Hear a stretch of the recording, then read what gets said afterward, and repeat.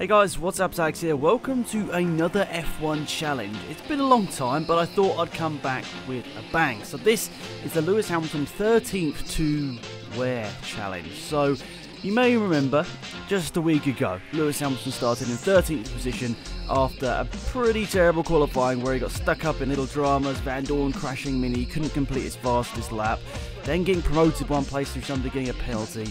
It's a pretty interesting qualifying session for Lewis Hamilton, but he started quite far down the grid. So in this challenge here today, we're using F1 2016 with the 2017 mod that you guys see in my career mode a couple of times a week, and we're using that mod and seeing how far we can get up the order with this car. So I got 13th position through just doing a one-shot qualifying and backing off in the last couple of corners. So this should be an interesting race here, guys. Let me know your versions down below in the comment section. But lights out and away we go. We get a good start here. Already ahead of Carlos Sainz. We should be able to get Massa into turn 1 as well, and possibly a Force India. No, the Force Indias are going to block us off, but we'll get past Felipe Massa's Williams and we're up in at 2 P11. So already a decent start. You may say it's a game. It's going to be way easier than real life to get P7 or above, but as the race goes on, you guys will see it's not quite as simple as it looks. And you can see there's a bit of contact there because the AI on the first lap in Monaco just like to jam the brakes on basically, but luckily we didn't get any sort of damage, so that's lucky. And one thing you guys are probably going to mention is, yes, you can see Sebastian Vettel's helmet there in this mod, and this is because it sort of conflicts with my 2021 Volkswagen career mode. For some reason Hamilton's helmet sort of doesn't transfer back over, so a little bit annoying, but that's the reason Vettel's helmet is there, not Hamilton. But we're on board with Hamilton, obviously. Down the inside of Esteban Ocon into the points now, finally, after many corners following on this first lap of the race. We get that overtake done, but now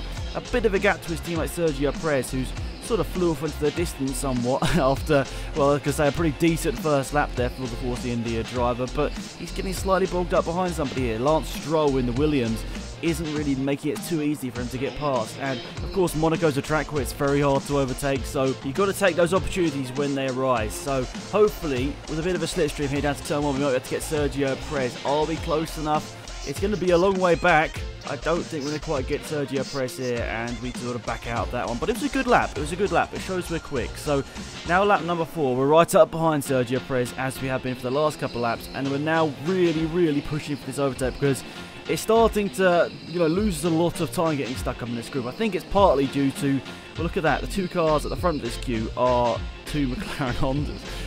Okay, yeah, this mod isn't quite realistic because you can't really change the car performance from 2016 to 2017. So McLaren are sort of still okay, and especially around Monaco, especially sort of okay, and they managed to get in their points quite a bit around here. But nonetheless, right up behind Perez. This is going to be an overtake down the inside.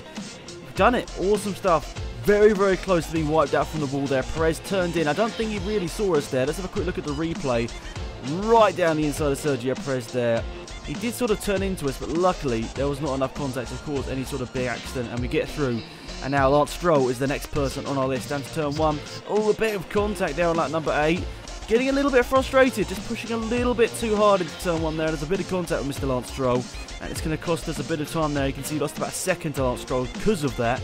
But we should be able to make it up. These McLaren Hondas are really destroying Stroll's race here, so we should be able to close it up in the next couple of corners because, let's be honest, our Mercedes car is much quicker. But this is the sort of part of the race where most of the AI are going to think about pitting lap number 8. That's because they've all started on the ultra soft tyres, whilst I decided to start on these super soft tyres to try and mix it up a little bit, just to see whether I can maybe get a bit of an advantage and a bit of an overcut. That is my idea, but unfortunately Stroll doesn't decide to pit. One of the McLaren Hondas did, but can we get him down into turn 1? We're right up in the slipstream of Lance Stroll, and we're into P5 after thanks to loads of pit stops, and it might be P4 as Stroll doesn't put up too much of a fight into turn 1. He locked up, and that's put us through into P4. Stoffel Van Dorn is currently in the podium positions. Yeah, we know he hasn't stopped yet, but still quite funny to see a McLaren Honda in any circumstance on the podium right now. So on to the end of lap number 9, you can see Van Dorn's pitting, and I suppose the rest of the cars are too. So that means we're going to lead this race, and I think Bottas is still going to be the net leader once it all plays out, but good for us. Now we're leading this race, we've got a bit of clear air, a couple of laps to possibly just push in those lap times, and we'll see when we get to lap 12, this lap right now, our pit stop lap, how much of an advantage we actually got. So before the pit stops, I think it was 8th or 9th place. We'll see whether we come out after this. We should have gained some positions, I'm not going to lie. We're running in fast fuel mix and we really were pushing it. Some decent enough lap times. We were still getting caught by Bottas. That's because he was on the super soft tyres, I'd say partly. And I'd also say he's probably a bit of a quicker driver around here, let's be honest. I'm not the best, but we'll see. As we exit pit lane, where's it going to be? P3?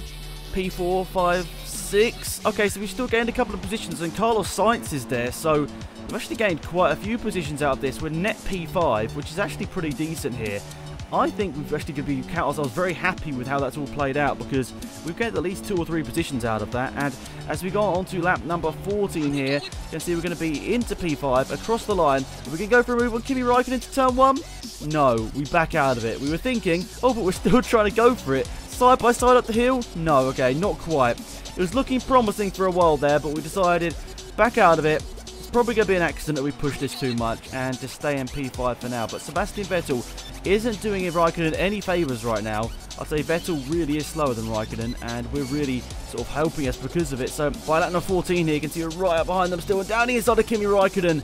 He left the door wide open. A Sergio Perez-esque move there on Raikkonen. I think it was in 2013, but luckily this time there was no contact. And we're now only 1 place away from a decent podium finish. I can't believe that. Starting this race, I didn't expect that whatsoever.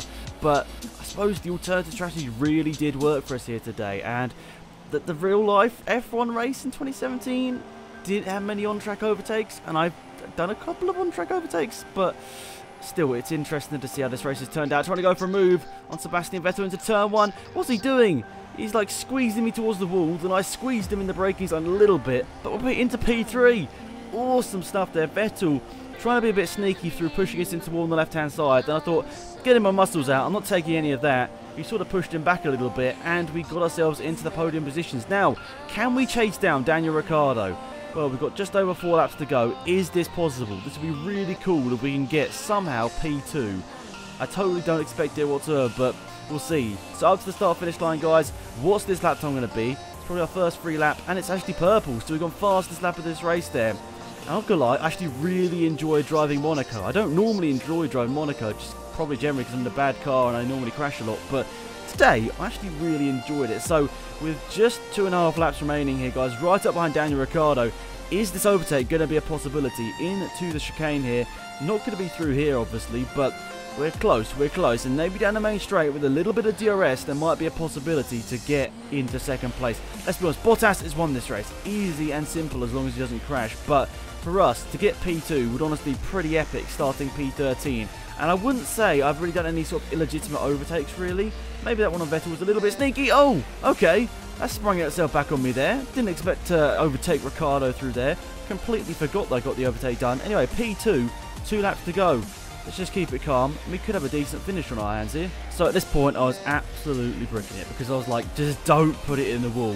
This challenge has actually gone really well. Quite a few of my challenges I remember of recent didn't go particularly well. So this would be really awesome if we can bring home this in P2, because I was not expecting to even get P7, which Hamilton got in real life. I was not expecting to get that, because I generally am very slow around Monaco, and I know I wasn't particularly fast around Monaco here today, but I definitely feel we had a good race on our hands here to get some decent overtakes in. I think a couple of the overtakes were pretty good to get ourselves up to P2, and we didn't gain like half the field in the pit lane. We gained 2 or 3 positions. I suppose we still gained a little bit, but that's thanks to doing the overcut and getting the big pace advantage there, so I wouldn't say it was too crazy. But nonetheless, a couple of corners to go.